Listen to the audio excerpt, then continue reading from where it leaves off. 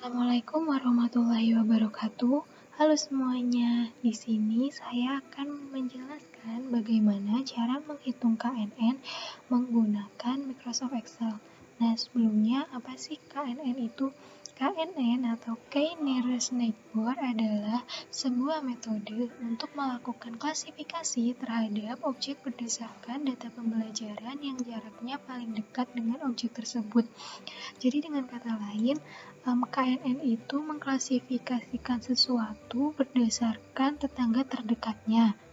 Nah, langsung saja kita ke contoh kasusnya.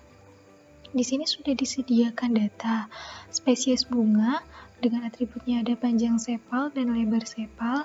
Jadi misal di sini ada panjang sepalnya 5,3, lebarnya 3,7. Berarti dia termasuk ke dalam spesies Setosa. Atau panjang sepalnya 6,1, lebarnya 2,8, berarti dia masuk ke versicolor.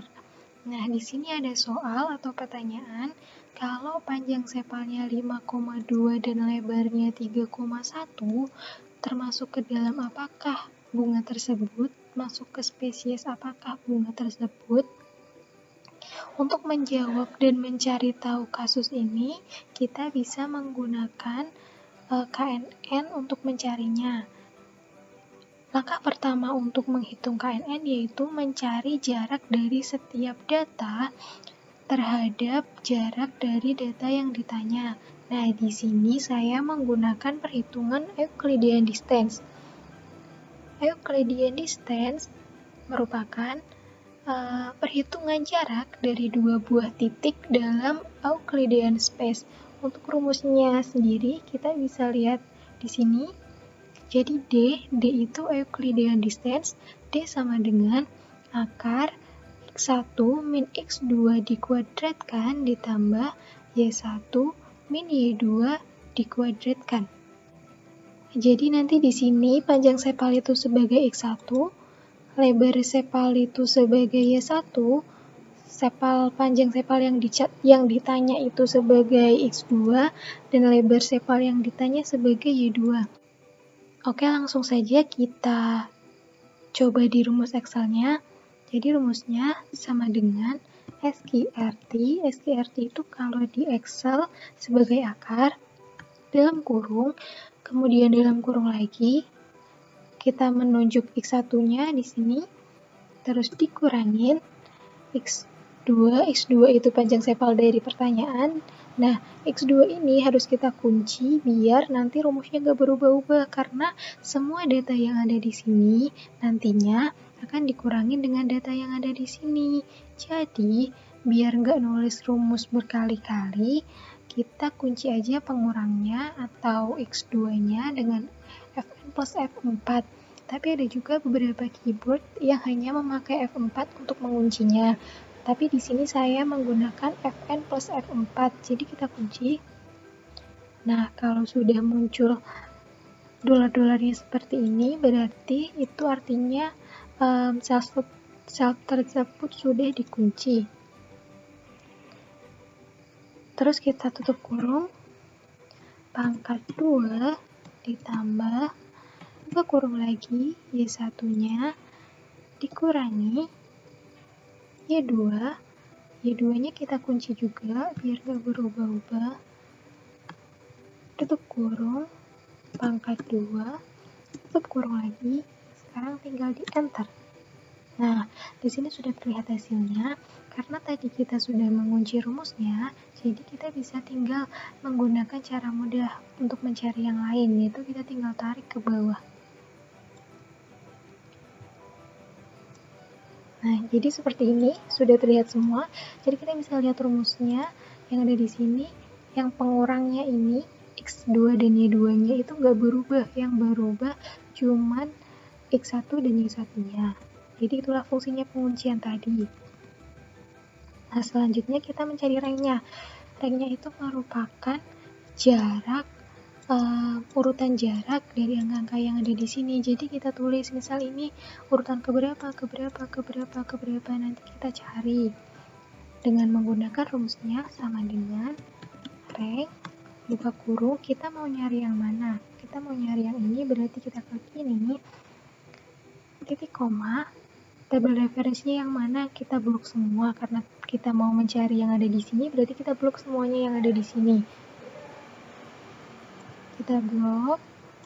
Nah, seperti biasa ini kita kunci biar nggak berubah-ubah, Fn plus F4, lalu titik koma lagi, lalu kita pilih ascending apa descending.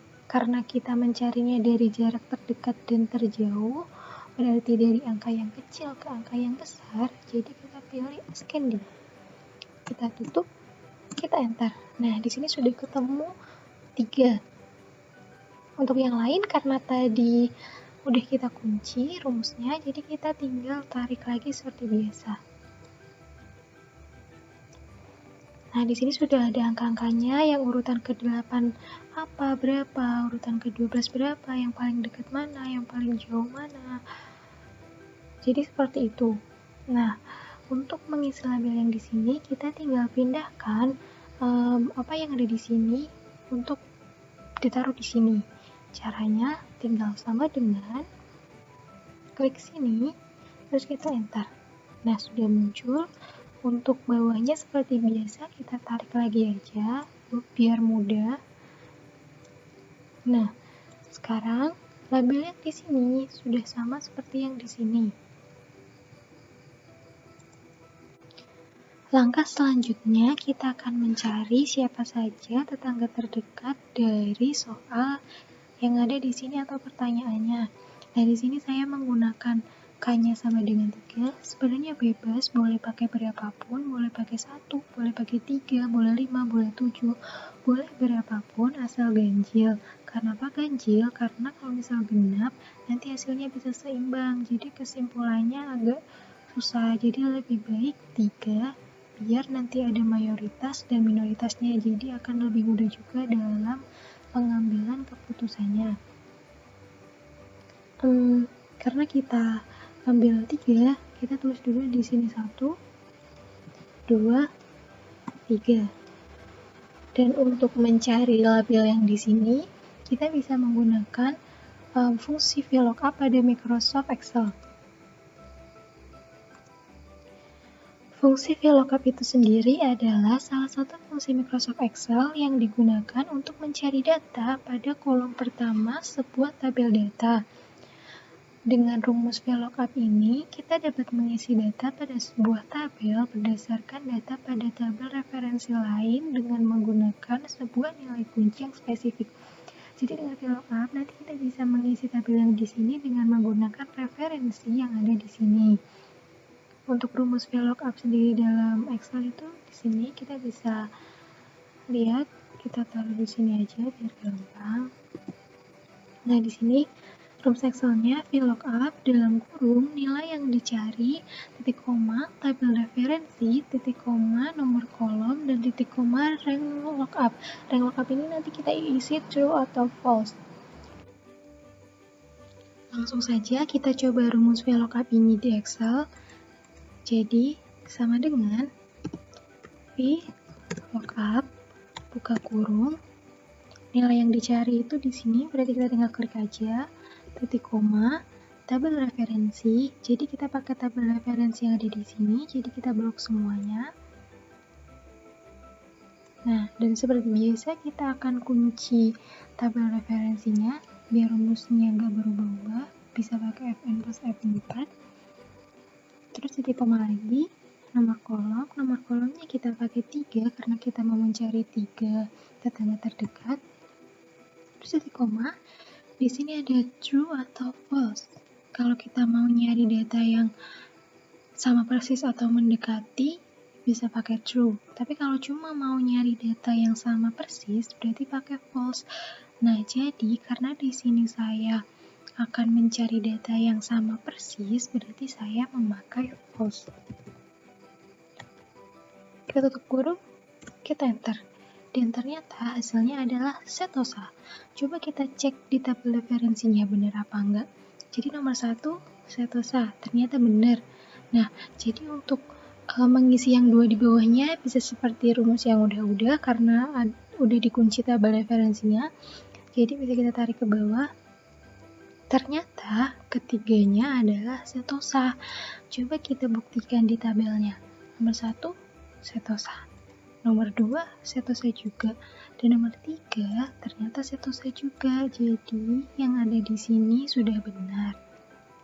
Jadi, kesimpulannya, karena ketiga tetangga terdekat dari apa yang ditanya itu merupakan setosa, jadi bunga dengan panjang sepal 5,2 dan lebar sepal 3,1 termasuk ke dalam spesies setosa juga.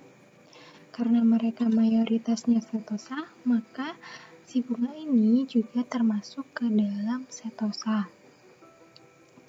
Oke teman-teman, cukup sekian penjelasan dari saya mengenai bagaimana cara menghitung KNN jika menggunakan Microsoft Excel. Terima kasih, semoga bisa membantu dan semoga bermanfaat. Terima kasih. Wassalamualaikum warahmatullahi wabarakatuh.